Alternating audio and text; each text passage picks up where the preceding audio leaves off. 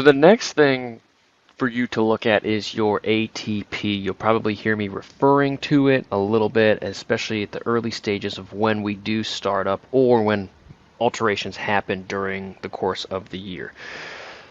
So this is essentially just a breakdown of kind of the dashboard that we talked about a little bit earlier, but it's just broken down a little bit differently. So these bars that we see over here, that is our predicted TSS points of where we theoretically could be throughout the year. As you can see, there is a period of, and you can see it better towards the right over here, but there is a period of increase where we are building some of that fitness. Then there's going to be a time where we recover from that fitness, and then we're just going to rinse and repeat. We're of course going to be targeting different things according to what event you guys have, right? So we're not just going to target you guys all the same. You're going to have specifics according to you, who you are as an athlete, and who your race or where your race is. So you're going to have specific course demands and specific athlete demands associated with who you are as a person. Before I proceed any further, just want to let everyone know is just because there is a plan up here doesn't mean that it is set in stone. So as the season does progress, we will constantly be going back to this and we will be reevaluating where your target should lie. So if you've had a bad cycle and your fitness points are going down, we're going to reevaluate to see where our targets should lie. So it's not, I'm going to talk about targets, I'm specifically talking about your TSS points for those training blocks and even for the recovery blocks as well, because that all is affected. Now I realize it's not like the end all be all of everything, but it is a good place to start when we do start the planning of how much stress we should be placing on your body. You will also see, it's a little harder to see on this one, but you can also see the blue areas. I know I keep going back over here, and that's because it's a little bit easier to see. It's a little bit cleaner, right?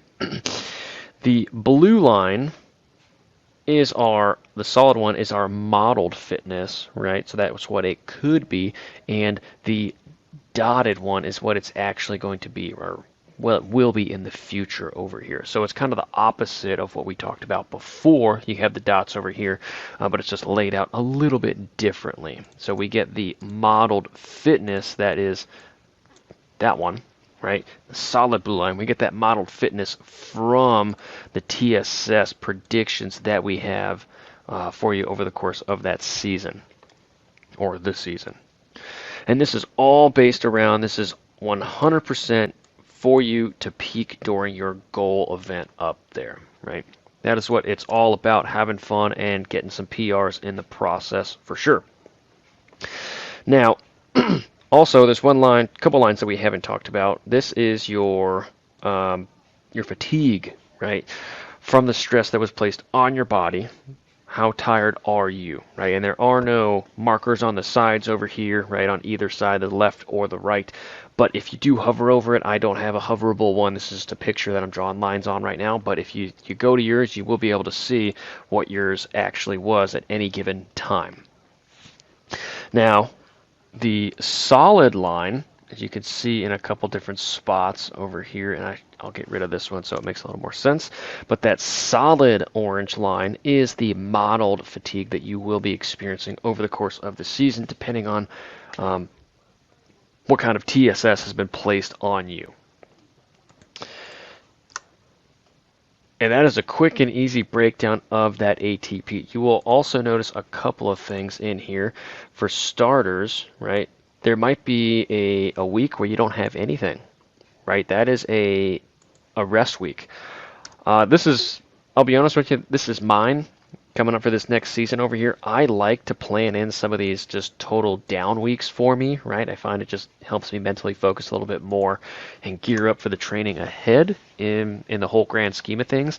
And that's just a process that we've learned over the years of kind of tracking things and learning me as an athlete, right? I can physically get through the whole season and go build, but what will happen typically right around this area is I just have a major just brain fart and I just can't focus. So that little that rest period over there just does wonders for me. And you can also see that the fatigue that I'm experiencing, right? Remember, it's opposite. So as we place more and more fatigue on you, in like an example right here, right, we get more and more tired. But if we don't have anything in this area right here with this arrow, your fatigue actually decreases. So in this case, it's going back to 0. You can see that there. And then after that race that we are, or my A race this year, I am going to be less fatigued as the weeks go by. That's 3 weeks after right here in this snapshot right here. So I'm taking almost a month off right there.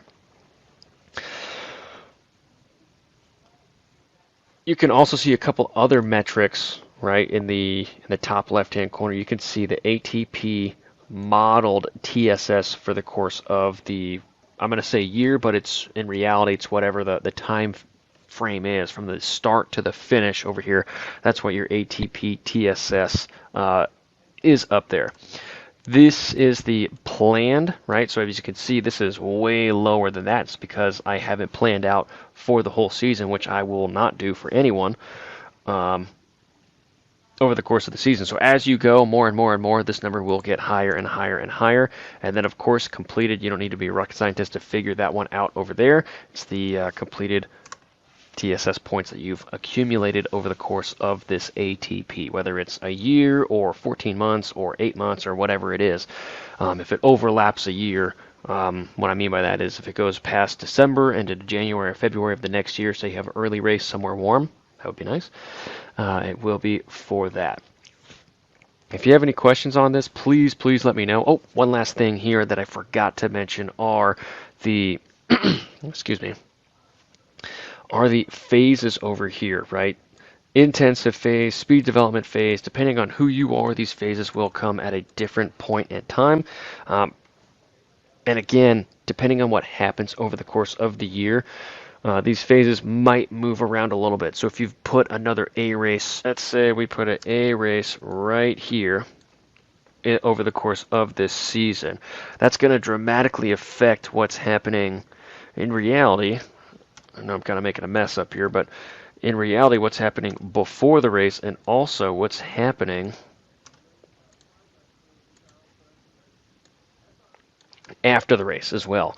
So this is a super clean model over here. When you start to add other races, it does get a little bit unclean, but it is doable in most situations, and just realize it's going to look different for everyone up here. If you have any questions on this, please let me know, and I'll be happy to show you one with 2 races in here. So I know I said I would show you, but I'd rather just show you now so we can kind of get it out of the way. So you can see here that depending on what's happening over the course of these races, some different things are going to happen. For this C race, for example, right, we might not even taper for that race. We might just use that as a kind of a stepping stone throughout the year, in hopes that it keeps us progressing towards that A race. If you are a newer athlete, we probably won't do this. You'll probably experience a slight taper for this, depending on what distance or size of the race that it is.